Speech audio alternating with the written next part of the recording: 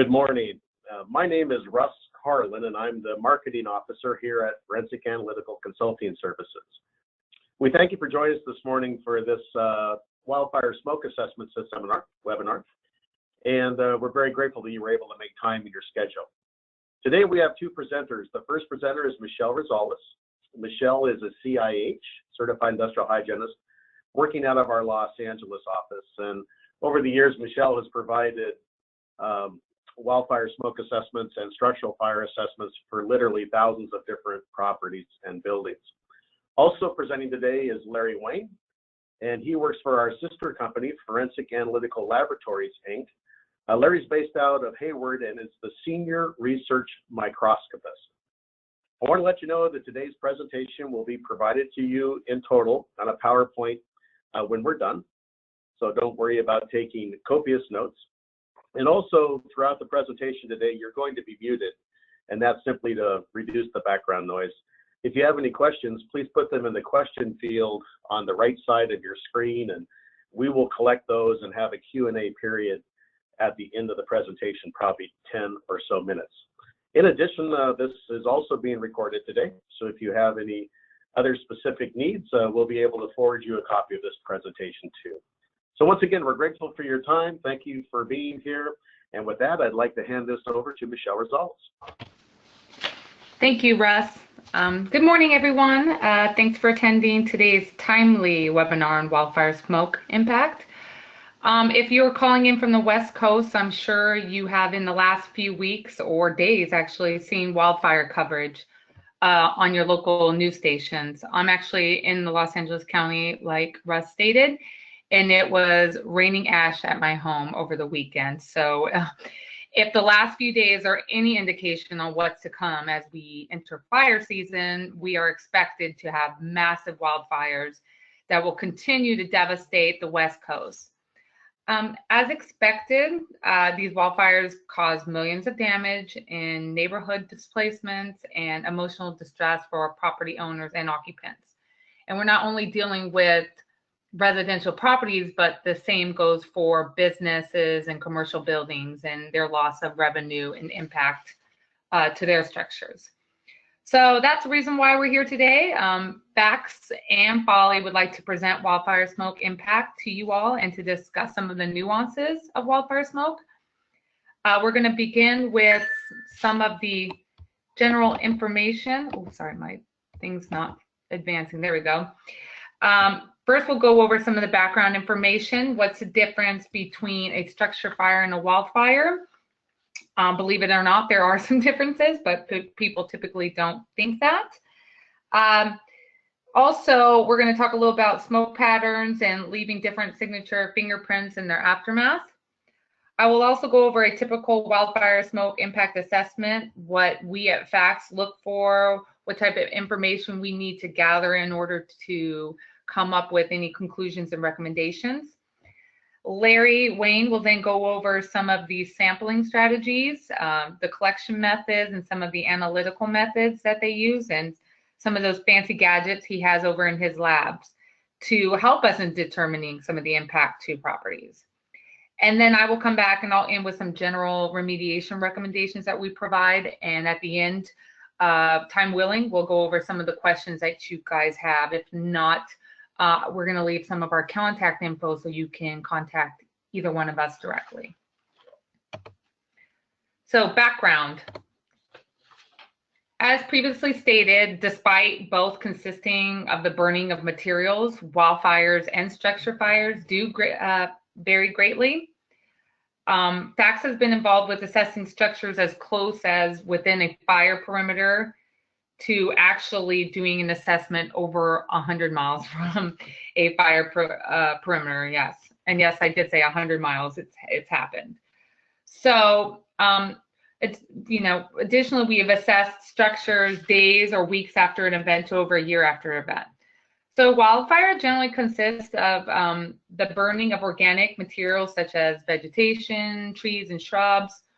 And we aren't typically dealing with the burning of many structures. I mean, there are structures that do burn, but when you're comparing the large acreage of just vegetation burning to a few homes, the majority of the material is this organic trees, shrubs, etc. So when you're doing this, you're leaving typically minimal or no, you're typically seeing minimal or no thermal damage at a property, and you're burning, again, mostly this biowood material, which is typically not as corrosive as if you were burning things like electronics and plastics in the structure fire. And again, because we're doing assessments maybe a week after an event to a year or two after an event, you're typically not dealing with very odorous type of situations like you would with a structure fire, which causes these very distinct odor smells. If you've done a structure fire assessment, it's pretty indicative of the damage when you just walk on site. You're seeing, large areas of burned materials. You're seeing more of the black carbon, dark colored particulate that is being produced and settling on surfaces, and you're smelling these heavy odors. So there's typically two different type of strategies when performing a wildfire assessment versus a structure fire assessment. So here are some photos of a structure fire assessment I was actually a part of. If you look on the photo on the left, you're actually seeing burned materials. You're seeing drywall, insulation materials. There's some electronics on the floor, wood's being burned. There's furniture, so it's creating this really hot environment, and you're getting a lot of generation of soot, which is also observed on the photos on the right. So when entering this home, there's a very strong odor present, and although samples are collected sometimes with these, it's pretty apparent when you walk in there. You can pretty much visually and by odors determine the level of impact and provide recommendations based on what you're seeing out there. However, when you do a wildfire assessment, that's not always readily apparent when you walk in. Here are some photos of a typical wildfire assessment we haven't been involved with, and obviously it's a stark contrast to what you just saw. You're not necessarily seeing, visible fire or smoke damage throughout the home. You aren't seeing, char and ash, smoke-related particulates settled on surface. So instead, you're using your on-site investigation, and you add some surface sampling to try to determine, has this home been impacted? And you're looking more on the microscopic level versus just visual confirmation.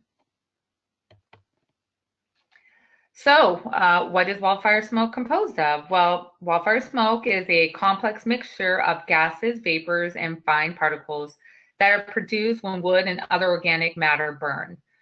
Among these substances found, it could be gases from partially burned hydrocarbons, or you can have potentially toxic or irritant volatile organic compounds such as formaldehyde. There's a list below. It's not limited to these, but these are typically ones that could be observed or identified during a wildfire event. However, because the majority of these compounds are gases and vapors, they don't necessarily stay too long at a property. And again, because we're doing wildfire assessments weeks, months, even a year or two after an event, what we typically do is we look for that bottom section right here, which is the smoke-related particulates. And the reason why we do that is because they can be visually assessed at times. I mean, again, there's some on the microscopic level, but it's a good way to visually look at a property and to identify if they're present to determine level of impact. Also, it can be used just as a general indicator to determine whether or not anything else is present on a surface. And it's easily collected. We'll go over the sample collections later, but you can collect them with tape lift samples, microvacs, wipe samples, which aren't necessarily always used, but there's several different type of methods you can use to collect them. They also travel really well in winds. So we know that they can go up and be distributed miles and miles from an actual fire event. And they also settle predictably. So it's when we're doing our potential fraud, we kind of look for the way it settles and how we identify the level of impact at a property. Well, I'm going to go over some of these definitions for smoke-related particulates. While there tends to be some debate on the definitions, I'm just going to give you the most basic definition because Larry tends to have a more laboratory-style definition that he'll probably go over as well. But we define smoke-related particulates as they're also known as combustion byproducts, but solid, liquid, and gaseous products of combustion.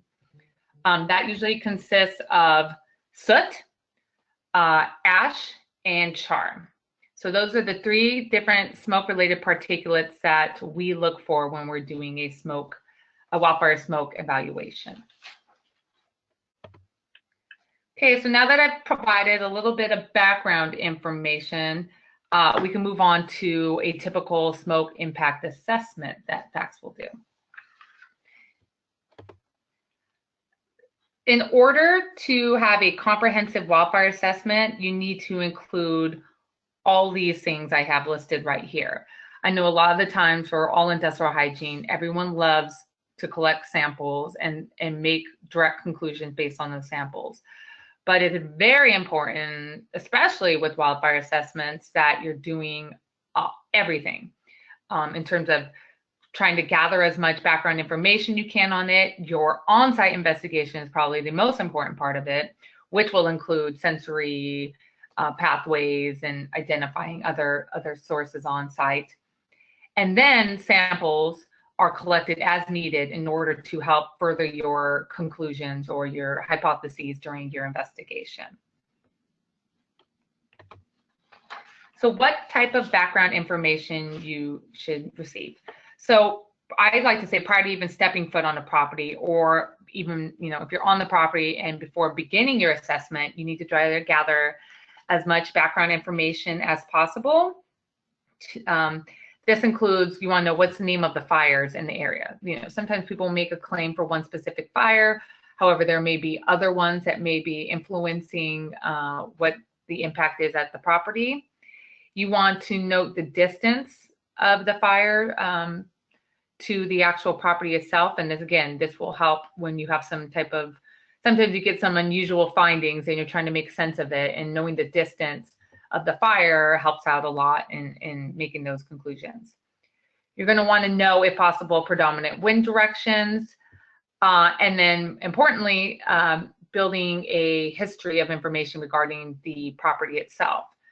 So you want to know what cleaning has been done, what type of restoration efforts. If we know that they painted the walls all downstairs, collecting a sample to determine impact may not necessarily be the best location to do that. So we need to know this as much as possible to kind of influence how we're going to do our assessment. If we're dealing with specific insurance claims, we want to know what's actually included in the claim, because if the exterior is not included, we may not necessarily spend as much time on that section as we would if it was included in the investigation. By identifying the fire perimeters, there's some useful websites, and there seems to be more and more coming lately, especially with all the large fires that are occurring. This is helpful in trying to find out the distance from the fire to the actual property or structure that you're assessing.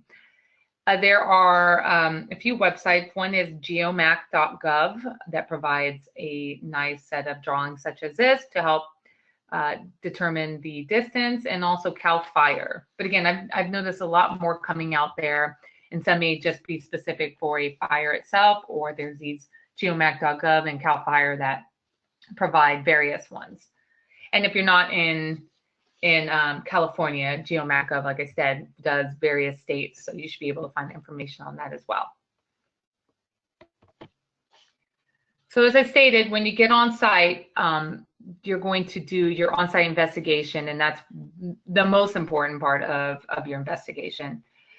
So you can begin with doing an olfactory investigation, which is, smelling if you smell wildfire smoke.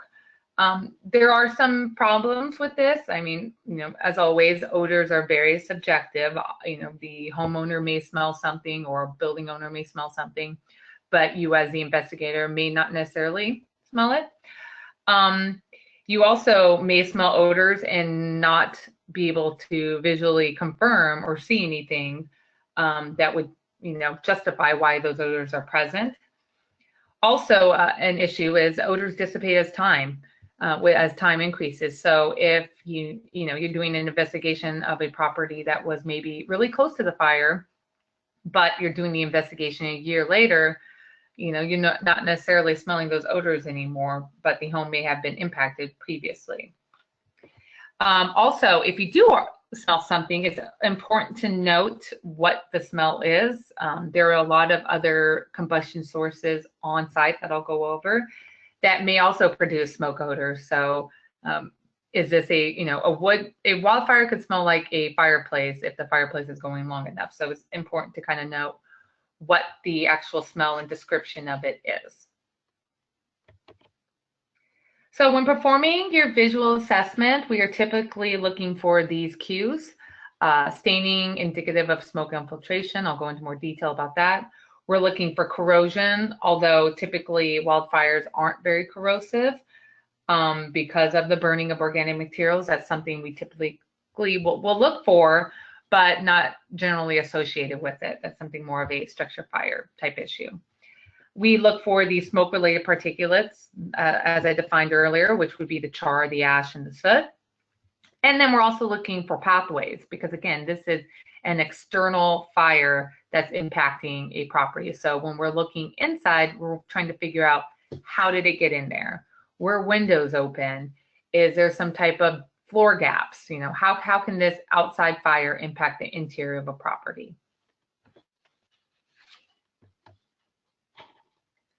So here are some of the physical impacts that we can look for. The first one would be ghosting, which is observed on the left-hand side upper photo.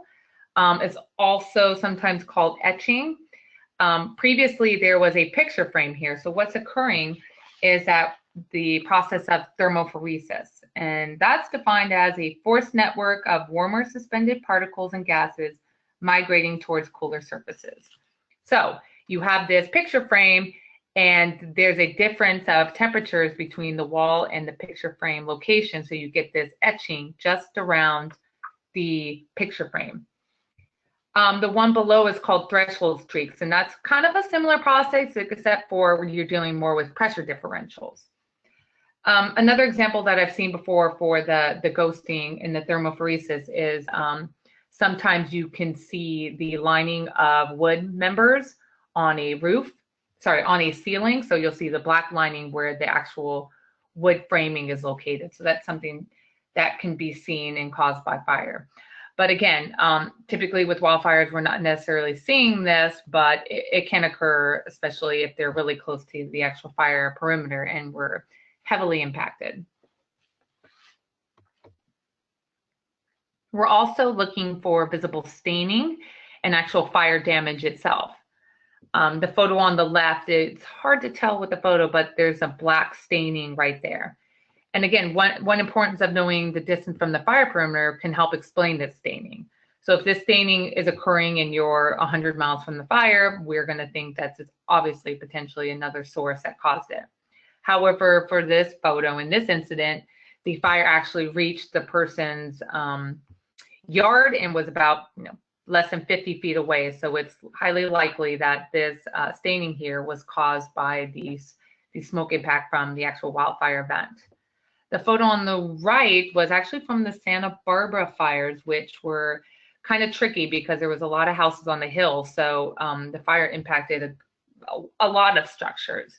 So this is actually the burning of someone's deck from some embers that came and landed on his property and his actual deck material. We're also looking again for those smoke-related particulates. And I always like to keep this photo because this was the first wildfire smoke assessment I ever did. And as you can see, there is char and ash everywhere. And I thought that this is what I would be seeing for all assessments, but it's more of, you typically don't see this unless you're out there rather quickly and, again, the house is close to the actual fire perimeter. I mean, my house was raining ash, but it wasn't this bad this weekend. What we're typically seeing is these two window sills here.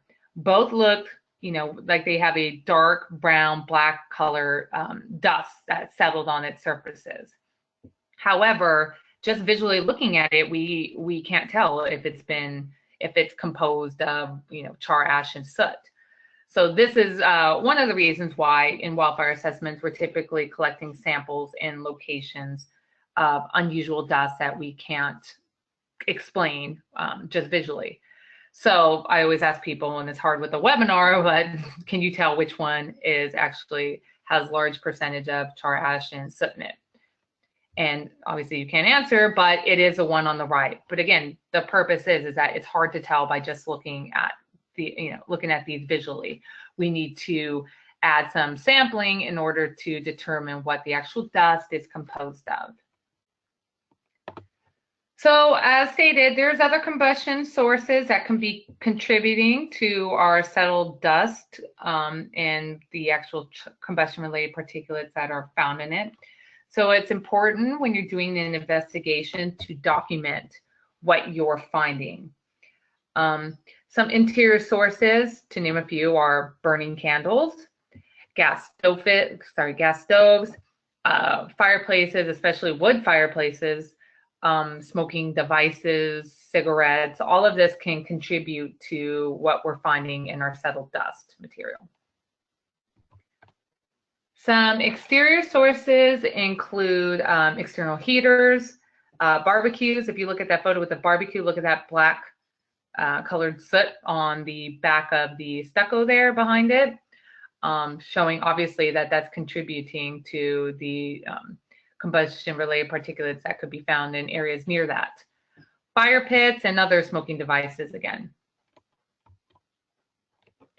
One thing that I see a lot is people doing evaluations with a chem sponge to try to determine the impact on a property.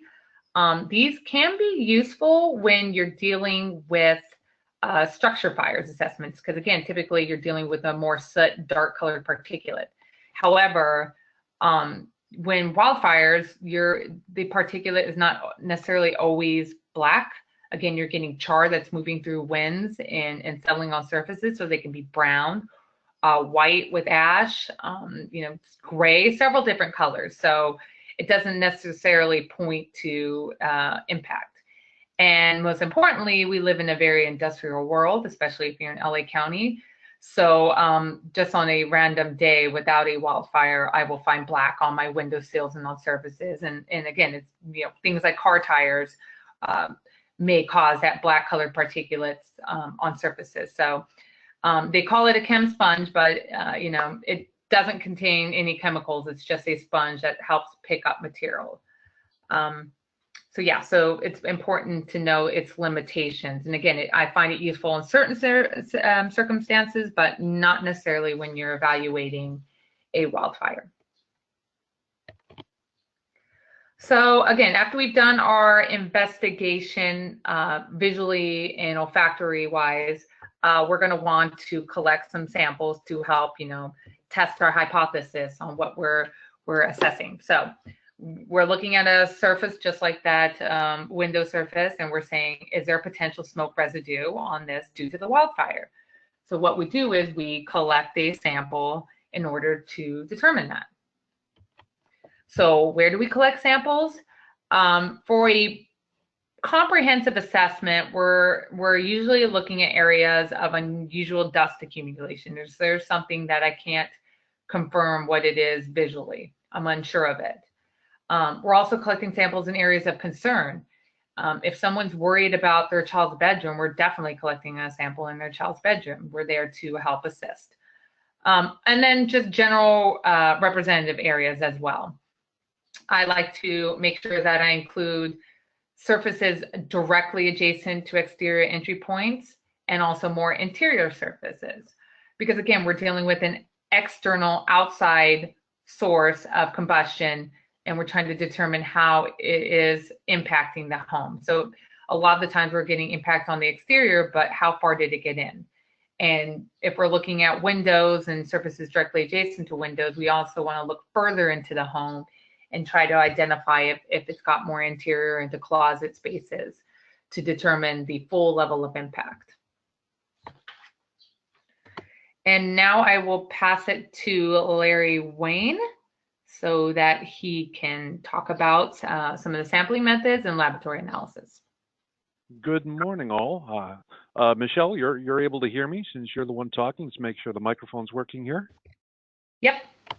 Okay, we're good. I would like to thank FACS for inviting me to be a part of this webinar, and I'm very glad that all of you are joining us out there listening to it. I'm going to go over a little bit of the sampling methods and the laboratory analysis, just to give you an idea of the tools we use and a little bit of an overview of what we're looking for and how we do it. Now, I must mention there are other methods out there that are being used right now. And Forensic Analytical has no problem with those methods. We always say that if you find a method that's being used by a laboratory and it's valid and they can prove their validity, terrific. We also say we can do even better. We like our lab. So for sampling methods and analysis, Michelle, next. We have several methods that we're trying to use. Since we're looking for settled particulate primarily, we use a number of materials that can start to collect this. Some can be a little more appropriate than others depending on what you're using. The method that we like the best is with tape samples. And these are just simply Scotch tape samples. We like to provide them already on a microscope slide because when we get them back in the lab, it's nice and easy to prep them and use them. A tape sample has the advantage of being able to collect settled dust exactly where it is and be able to look at the distribution of particulate. And in addition to the combustion particles we're looking at, we'll also be able to see the other type of particulate that's showing up along with it. Now, this does give us the ability to add some context to it. The idea of contextual analysis, I would love to be able to explain that more, but we'd be doing another hour just on that. So let's just say other things can be factored in to try to figure out what you're looking at from a laboratory point of view. Second that I would like to use would be a vacuum sample. Now, a microvac is just like it sounds. It's a little vacuum cleaner that uses the either PCM or TEM cassettes that are pictured right there on the slide. These will just suck up dust like a vacuum cleaner. Now, this gives us the advantage of having samples that we can do a lot of tests on. It usually gives us a lot more sample than a tape lift sample will do. It's very similar to a bulk sample, but a bulk sample, wipe something up into a bag, send it to us. Again, it has a disadvantage in that, unlike the tape samples, it doesn't let us see how things are laid down and what the population is like in just a small amount that we can count. Wipe and swab samples, that is my absolute last choice to do, and there's a reason for that. They don't necessarily give you the ability to quantitate a sample. The problem with, at least for particulate samples, this isn't to say they're not good for anything at all. Wipe and swab samples are actually pretty darn wonderful if you're going to be doing some sort of a chemical analysis where you can take part of it and then do something like a GCMS analysis for a certain indicator chemical to find out if it's there. But for particulate analysis, when you have a wipe or a swab, when you try to remove the material from the wipe or the swab, you're never going to be able to get all of it. So you have an absolutely unknown release efficiency. And once you have an unknown release efficiency, that means that you're completely out of luck trying to quantitate anything, at least from a particle point of view. So when is one method more appropriate than the other? Well, that all depends on exactly what you're trying to prove. If you're looking for indicator chemicals and you're going to do a GC mass spec analysis, say you're going to be doing PAHs, wipe or swab samples are probably more appropriate. But if you're going to be doing particulate analysis, from our laboratory standpoint, we recommend tape samples first and then micro vacuum or bulk samples next. Next slide, please.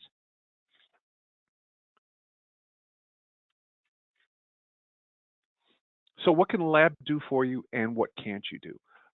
One of the fun parts of doing this analysis is that our clients initially all think we have the bat computer, which we don't. Although we love to have people think that we can do everything in the world, this is actually a lot of work.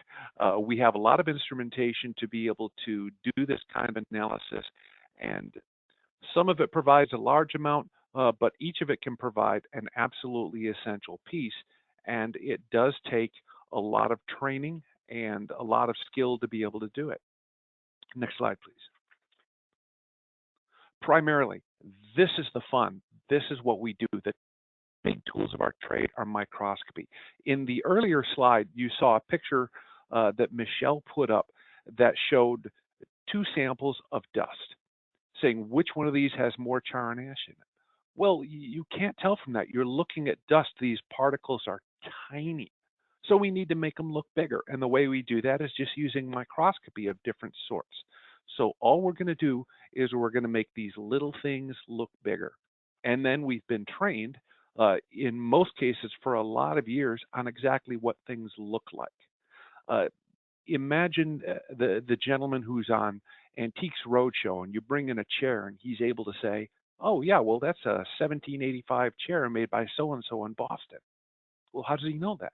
He knows what to look for. He knows the carving. He knows the shape of the chair. He knows how it's been built. The same with the lab. When you magnify something, if we want to look at small particles of char or ash, we've studied these things. We know what we look like. We know what the morphology is, what the chemistry is.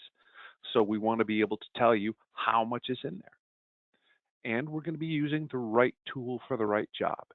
Now, the photons and electrons are equally useful. This statement means that we're going to be using, in our case, we'll use mostly light microscopes, but we do use on occasion electron microscopes, and there is a lot of use for those pieces of equipment. Next slide, please. The first thing we do, go back one. Perfect. The first thing we use is a stereo microscope. The one you see pictured is a rather highly powered stereo microscope and really tricked out in a lot of ways. So we can magnify effectively from about 11 times to about 300 times. Now, when we're looking for things like ash, this is absolutely imperative. When we put something under a regular microscope, at least what you'd think of as a regular microscope, we have to put it into a mounting media. So as an example of what we do and how we have to know how to do these things, we know that if we're looking for ash, we can't put it in any sort of liquid because either we're going to dissolve it or we're going to make it go bluish all over the slide, and we're not going to be able to recognize it. So if you look at the second picture down there under the microscope, you see a large chunk of ash. That's initially what we're going to see. Now that's actually magnified about 200 to 250 times. So we can do a lot of work just under the stereo microscope. We can have terrific mimicking of natural lighting conditions, which is important because this is how we normally see things. So this is how we interpret them. Next slide, please. Next, we move on to the big boys, and this is the basic instrument. Although the stereo microscope is essential and we do have to use it, the truly essential piece of equipment that we use is the transmitter reflected polarized light microscope. This magnifies, call it from 40 times to about 1,000 times. Now, the polarized light can reveal crystalline structure. The high magnification will let us be able to see the individual char particles, how they form. We can see the crystal structure of the ash particles. Now, you see at the bottom it says the larger soot particles are at the limit of resolution. Soot is tiny, and it's really, really tough to quantitate. And this brings up one of the problems in laboratory analysis and what are we actually looking at and reporting. When we do this, our primary indicators for this type of analysis from forensic analytical are char and ash. Because the char and ash, as Michelle had mentioned earlier, they move well on the winds, they settle predictably, so we can see them. Now, we also have the advantage here now in that these particles just happen to be within the approximate size range of what we think of as normal microscopic dust. So when we're looking at samples, we're looking at something with a size range of, say, 5 to 300 or 400 micrometers. And to give you an idea what that means, 100 microns is the size of a human hair.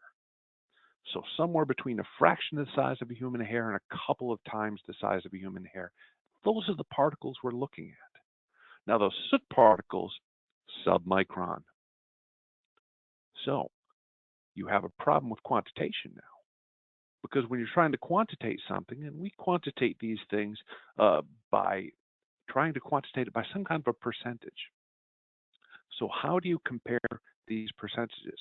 At least when we look at particles that have the same basic size range, we can make an estimate of this percentage, and it can be compared against samples that we've been taking for the past, close to 10 years now, and have built up a huge database and have an idea of the background levels within certain areas.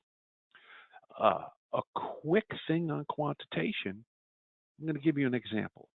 Take 100 balloons, 100 golf balls, 100 ping pong balls. Let's quantitate them. So you've got 100, 100, 100, 33% of each. Well, let's change things up a bit. Now let's do it by mass. Well, if we do it by mass, suddenly the golf balls are 99%. Ooh, that's a problem. Well, okay, let's change things up again. Now let's do it by volume. Well, gosh, when you do it by volume, now the balloons are 99%, and the golf balls and the ping pong balls are 0.5% each. 3 different bases of analysis. That's all we've changed. Just what are you measuring by? Number, mass, or volume? 3 different bases, 3 absolutely, completely different results. Always consult the lab to make sure you know what your results mean. Very important. Next slide, please. Now we go into the scanning electron microscope. The scanning electron microscope is where we start looking at larger magnifications, and we're now using electrons instead of photons. It eventually changes them to photons so we can see them on the screen, but still we're looking at tinier objects. Now the reason we do this is now we're starting to look for the little particles of soot while we can. And that's great because the primary use we have for the scanning electron microscope is resolving interferences. When you get these small, tiny little objects that are down there that don't have enough morphology or other properties that we can say, oh yeah, we know exactly what these are, we have to figure out what they are. And using the energy dispersive X-ray will give us a breakdown by element, because not all tiny, small black things are black carbon. They're not all soot. Might have a little bit of a metal or a metal oxide there, so we need to know that. And by using the energy dispersive X-ray, we're going to be able to determine, are we looking at soot? Are we looking at a metal oxide? Are we looking at something that contains a lot of carbon black? You know, something like tire wear particles, which you see a lot of. Next slide, please. And then there's the big boy, the transmission electron microscope. Forensic analytical doesn't use this too much as a means of primary analysis. This is one that we'll only use on rare occasions when we really, really need to, because we just simply haven't found a way to make it quantitatively work. Although we can see things like individual soot particles, that doesn't mean we can always see them. And we can't quantitate them at all because the methods out there right now, we have not found a way to make that quantitative, but we do find some occasional use for it when we, again, need to resolve that against possible interferences. Next slide, please. Now, the last two things in what we can do with this are kind of advanced research methods, because sometimes you find particles you don't know what they are, but you have to know because they may make a difference. So 2 methods that we have of doing this. One of them is called Fourier transform infrared spectroscopy. And again, as you can see here, it's a microscope. Everything we do on these darn things is the microscope. So we can see particles down to about 10 microns, which is just fine for individual particles. And what we're looking at now is information on chemical structure. You see below there the spectra that's produced. Well, these spectra are pretty gosh darn diagnostic. So we're going to be able to understand exactly what's in there, or at the very least, we're going to be able to rule out what's not in there. Next slide, please. And lastly, we have Raman spectroscopy. Raman spectroscopy is currently our funnest research instrument because we're now looking at ways to be able to use the Raman spectrometer to look at the ash, things that we aren't sure are ash, things that may be ash, and ash comes in a few different flavors. It's not all specifically one compound. So by using Raman spectroscopy, we may not only be able to analyze the ash, but be able to classify it as where it originally came from. When you put all of this together, the laboratory has a really wonderful suite of tools to be able to perform these analyses. And with a full service lab like ours, one of the things that we're able to do that we're very proud of is on occasion we find something that's just wrong that you look at and you think, hey, this doesn't match up what we should see. And unfortunately, we have found in our industry that occasionally we do get small bits of fraud going on. So in a number of occasions, in different situations, we can find something that doesn't belong. We have had occasions where, as a couple of examples, we had one come where we looked at the particles on the inside of a windowsill, and there was something that just looked a little wrong. The spidey sense just starts to tingle. And that's the fun part when you work in a lab. So you think, what is this? And we looked at the particles, and the first thing that hit us was they're way too big. We had particles that were larger than the openings in the screen. So that, of course, brings up a little bit of a problem. Now, doing some more investigation, we discovered that these particles were consistent with their backyard barbecue. So something like that, it's most likely that the person may have done a little bit of a sprinkle job with bits of their barbecue onto the interior of the house.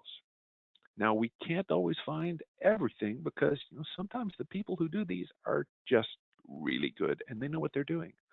But on other occasions, as a matter of fact, on most occasions, if something's wrong, we may actually be able to see it. And that is a definite plus for this industry. I'd like to turn it back over to Michelle so she can go over some conclusions. Back to you, Michelle. And thank you. Thanks. And one thing that you said that was very important is, again, speaking with your laboratory and talking with them about what your objectives are, what you're trying to accomplish, and working with them on developing the most appropriate sampling method and laboratory analysis in order to get what data you're looking for. So that's always important for all type of sampling and industrial hygiene. Okay, so now that we've done our assessment on site, we've collected our background info, and we've collected samples and got our lab report, we're ready to start developing some conclusions. So first off, what are some of the difficulties? Well, I'm sure many of you are aware, if you've been doing this for a while, is that there are no standards or exposure limits specific for any carbonaceous materials or combustion products. At this time, determining level of impact kind of varies greatly between one consultant and another consultant. So it may make for some confusing reports when a house is evaluated by different environmental companies. Also, it's difficult to make direct conclusions when you're on a site weeks to months after an event. As always, we're limited to doing an evaluation at that day and that time. So it's hard to conclude whether or not they were previously impacted or potentially will be impacted further. And it's also hard to make conclusions if a home has already been cleaned. Again, they are changing the environment, so it's hard to directly make conclusions on whether they have been impacted or not previously. So as I stated previously in the presentation, that again, the doing a wildfire assessment is very important that you do a combination of an on-site investigation where you're visibly looking for smoke impact, corrosion, staining, or you see char and ash. And then you're looking and walking around and trying to smell if you smell any smoke odors that could be consistent with the wildfire. And then with your background information and your sample analysis, then you are ready to make direct conclusions. So if we do determine that there are recommendations for cleaning, the level of cleaning will be heavily dependent on the level of impact. So for just purposes of today and the lack of time, we're just going to go over some of the just general recommendations for cleaning. Typically, the cleaning will always include the general removal of the particulate itself. So this is done with HEPA vacuuming and damp wiping. One way a dry chem sponge is appropriate is for cleaning. It's very useful in picking up the particulate because it adheres very well to the surface. But again, it's very important that HEPA filters are used because, as a lot of us know, just general vacuums will just spit back out the particulate, so you're not necessarily cleaning to a high level unless you're using HEPA filtration systems. So that was more of the interior, but there are also specific cleaning necessary for other surfaces. So exteriors may require power washing. Carpets may require HEPA vacuuming with also steam cleaning if necessary. If we're determining that there's a high level of impact in the attic, it may warrant the removal of insulation material and replacement and the cleaning of framing. Also, if you're seeing staining on surfaces of the exterior, you may recommend painting if cleaning isn't sufficient. So it's all going to depend on the level of impact. So we generally provide limited recommendations, but there's a lot of good guidelines out there, and remediation contractors know a lot of information on removing wildfire smoke impact at properties. So now that we've gone over this presentation, we want to let you know how we can help you. FACS can provide on-site investigations and be the man on the site doing the work.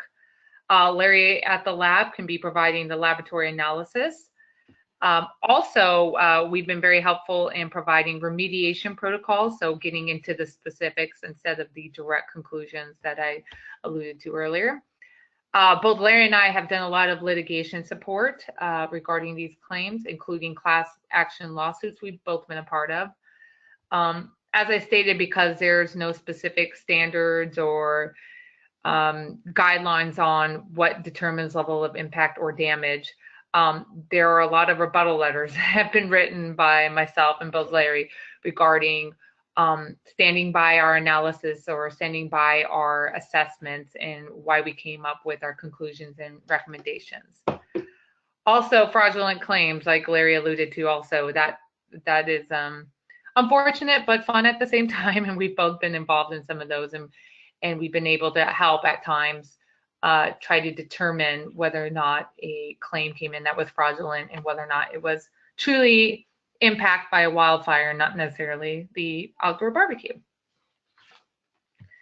So now I believe we have a little bit of time for questions. So Russ, do you have any questions available at this time? Yes, I do. I see some has come in, but before we jump over to there, Michelle, generally speaking, how would I know that I needed to have a wildfire smoke assessment? Are there triggers? Are there things I should look for? It's clear that we can define what's in the air and what's on the surface, but from a building owner or a residential standpoint, what's my trigger? Well, a lot of it is generally health-based. You know, a lot of people, if they feel like they're having respiratory issues and that when they're entering their home or a structure, it's not necessarily the most greatest of indoor air quality, that usually warrants someone to come do an investigation. Or if they think that any part of their property is being damaged, you know, some paint peeling maybe, or something that's not usually seen outside of their property. So So usually it's, again, the health-based request and then also damage of a property. Fantastic. Okay, Carly, could you share the rest of the questions, please? Of course. So one of the first ones was, can you discuss the collection of samples from air filters in the residence? Larry, did you want to answer some too, or? You go ahead and start out, and then if I have anything to add beyond yours, I'll pop in at the end. Okay. Just like any sampling, there could be a use for collecting a sample on an air filter if you're trying to determine maybe prior impact.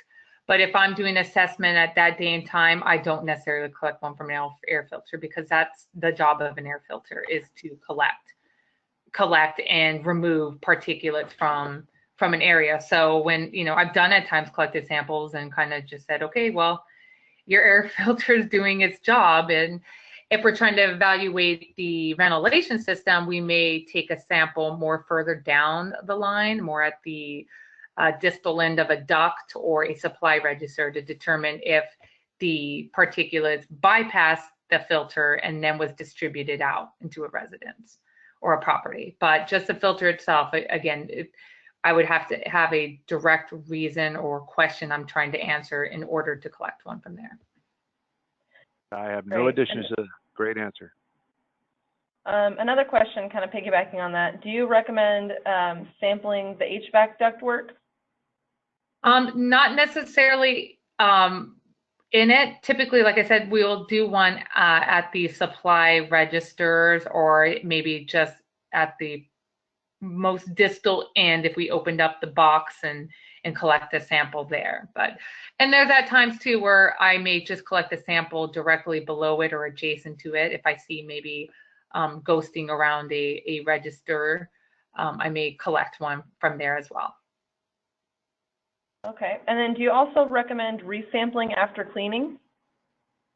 I don't recommend it, but we can do it. I mean, usually, again, it's we're not if it's heavily impacted, yes, but these smaller ones where we're just seeing on the microscopic level, I don't always necessarily recommend that. But it can be done, but typically we're not asked to do that. All right, and then another question, what would be the fuels for soot in a wildfire? You want to answer that one, Larry? Sure. Oh gosh, and that thing, everything. Remember, when you're trying to look for what's producing, gosh, darn near everything that's burning. One of the main problems with soot, and this is one of the reasons why we treat it as a secondary indicator, is that there are already so many sources of soot out there in the world. Everything from automobiles to power generation plants to backyard barbecues to cigarettes to people's fireplaces, they all produce soot. And being able to determine the initial source of that soot is not something we can do from the simple tests we have available to us. Even using far, far more advanced tests with the amount of material that we have is a truly daunting problem. But the soot is just the small particulate that's a result of pyrolysis of anything that is heating up. And it generally consists of just small micron to submicron particles of carbon with some small amount of volatile material still left in them that hasn't burned off yet. Usually in soot from a wildfire, you're thinking of something like 75 to 85% carbon. Now, this is compared to something like carbon black, which would be 95 to 99% carbon. But it's just these small little particles of carbon that are produced by any form of heat that's going to drive off everything else in the sample that's volatile. It's the last bit that's left before it just goes boop and becomes a little bit of carbon dioxide in the atmosphere. So everything that's in a wildfire can produce soot. And also anything that burns that's not in a wildfire, which is where some of the problems with it come along. That's why we try to concentrate on the char and ash portions. Wonderful. Michelle, another question. Go ahead, Russ. Go ahead, please. All right. Can poison oak or poison ivy be identified in smoke particulate? That's a Wow, great question. I've never been asked that. that's new. I like that.